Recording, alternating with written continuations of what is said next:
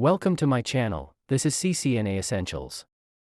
This channel aims to provide a comprehensive course on the most essential knowledge required for the CCNA certification.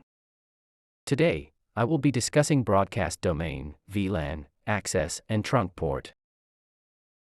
Regarding broadcast domain, when we have a new switch, by default, all ports will belong to a VLAN, that is VLAN 1.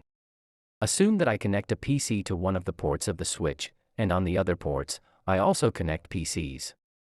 When this PC pings an IP address, the switch will broadcast an ARP packet, which is with this IP, what will be the MAC, to all the remaining ports. At that moment, all the connected PCs will receive that packet. If a PC is infected with a virus or malware, it can spread to all the other PCs connected to this switch, leading to undesirable and dangerous consequences. From the above issue, a demand arises to divide the ports of the switch into different VLANs. For example, if I divide this switch into 3 VLANs, VLAN 100, VLAN 200, and VLAN 300, and when I connect a PC to a port of VLAN 100, the broadcast packets from that PC will only be transmitted to other PCs within VLAN 100, and it cannot cross over to other VLANs. The broadcast domain refers to a set of ports that belong to the same VLAN. For example, if I divide VLANs as mentioned earlier, I will have 3 broadcast domains, whereas by default, there is only one broadcast domain for VLAN 1. Note, the broadcast domain of a switch operates within a single router interface and does not extend beyond the router. It does not affect the broadcast domains outside the router's interface. Move on to VLAN. VLAN stands for Virtual Local Area Network. It is a grouping of switch ports, and I give it a name. Naming is not mandatory, but it's done for easier management. Example, VLAN 10, name finance.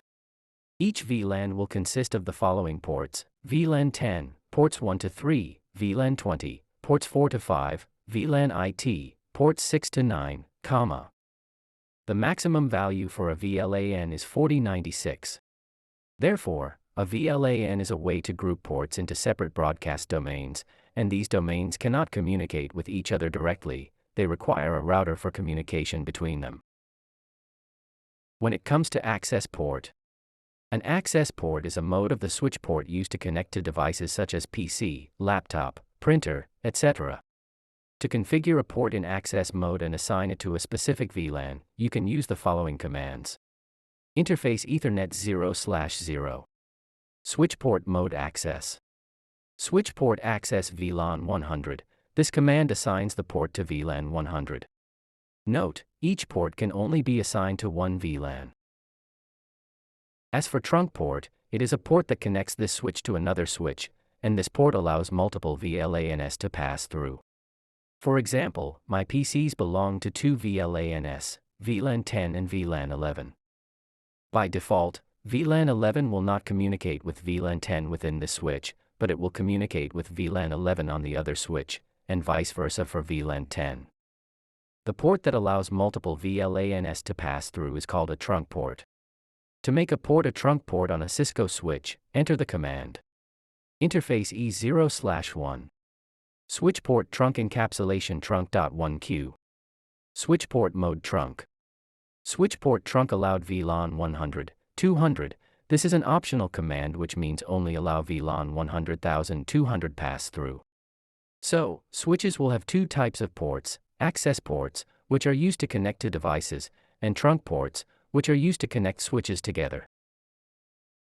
In the next video, I will show you how to configure 2 switches with access and trunk modes, and connect PCs to these switches so that they can ping each other within the same VLAN. Thanks for watching my video. If you find it interesting, please give me a like and subscribe. Thank you.